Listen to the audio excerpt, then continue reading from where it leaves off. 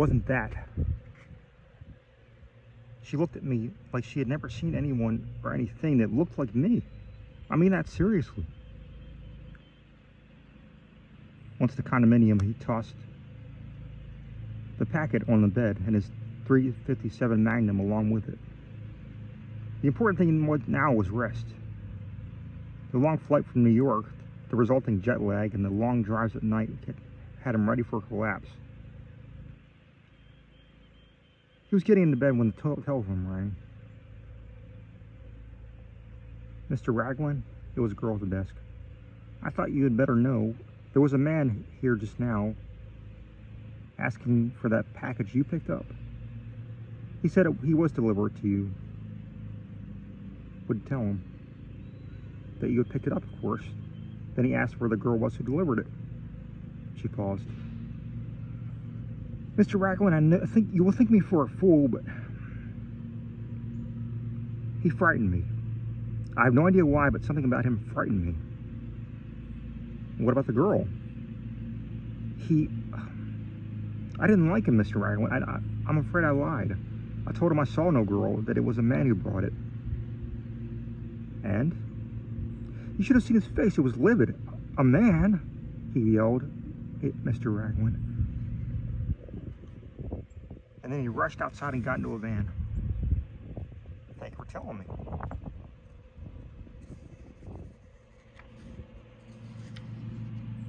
I hope I didn't do anything wrong. You couldn't have handled it better. Thank you. For a moment, he stood by the bar thinking.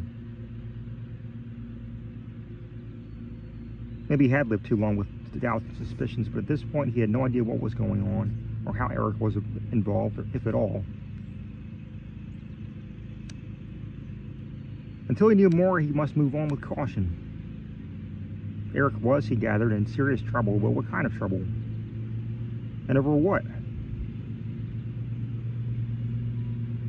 What kind of trouble could a man get into in the desert, miles away from anyone? Opening the packet, he discovered what he had half expected to discover. Eric Hokart's daybook. Eric had long kept a record of his work, when a step-by-step record of an experiment might be very important indeed. Tossing the book to the bed, he took up a copy of Eric Ambler Mystery, and he had finished reading it and rewrapped it into the same paper and string, leaving it in plain sight at the end of the bar. A few minutes later, he was in bed with the daybook under his pillow and his .357 close at hand. A light snow was falling at the time he dropped off to sleep. It was his last memory for several hours.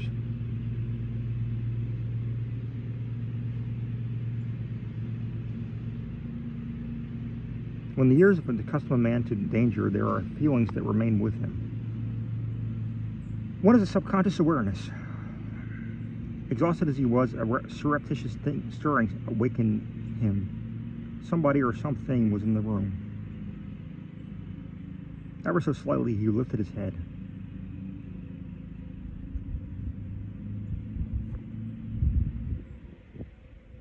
A broad-shouldered man, his back toward Mike, had just moved up to the bar and picked up the brown wrap paper package. The man turned toward the window.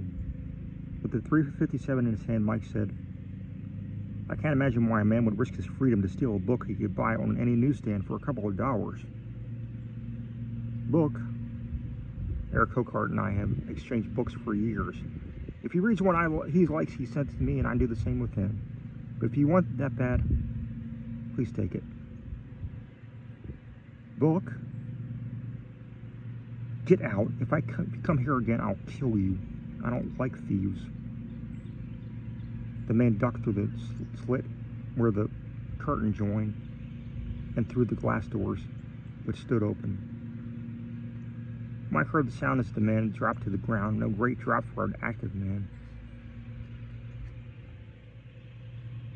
Walking to the window, Mike drew it shut and locked it, watching the man cross toward the highway.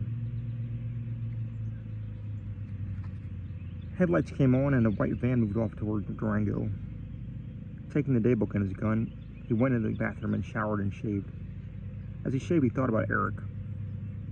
That the man believed himself in serious trouble was obvious from his letter. Even from his first message, it had been clear that something was wrong, and Eric was not given to sudden notions or apprehensions. Eric's telephone call had been brief and to the point. "I need," he said, "somebody with your particular interests, somebody with your brand of thinking. I will cheerfully pay all expenses for your time. It's impossible right now, Eric. I've started something that must be finished." Eric had been silent, then he said, "Come as soon as you can, all right? I don't want to talk to anybody else about this." "What is it? What's wrong?" Again, that hesitation. Was he speaking from a public phone? Were the others around, perhaps listening? "Tell you when you get here. You think I was off my rocker." He hesitated again. At least anybody else would. They said their goodbyes and Eric said quickly, "Mike, please, I'm desperate." Mike remembered how he hung up, startled, staring at the phone.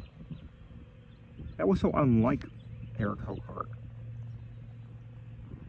The man must truly be in trouble, but at that time he had not connected it to his own knowledge of the country.